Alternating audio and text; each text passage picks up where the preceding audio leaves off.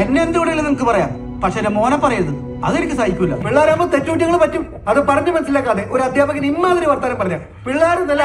നീയൊക്കെ വലിച്ചും കുടിച്ചും കയറ്റിയിട്ടുണ്ടാവുന്ന പ്രശ്നങ്ങൾ എത്രത്തോളം നിങ്ങൾക്ക് അറിയാമോ? എടാ, ഇതൊക്കെ ഉപയോഗിക്കുമ്പോൾ കിട്ടുന്ന സന്തോഷം ഹയ്യക്കില്ലേ, നിന്റെ കെട്ടിറങ്ങുമ്പോ ലോ ആവും, പിന്നെ തലയ്ക്ക് ഭ്രാന്ത് പിടിക്കും. നീ എന്തിനാ ചെക്ക് നോക്കി പേടിക്കുന്നത്?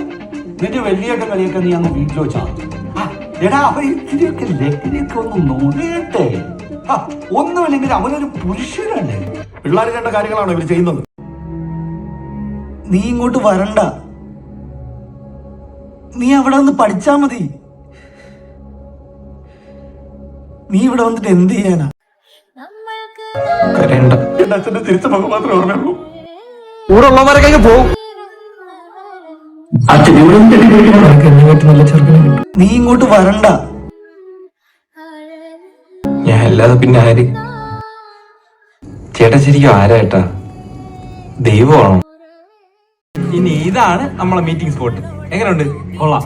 ഒളി സ്ഥലം, ഒളി പേര്.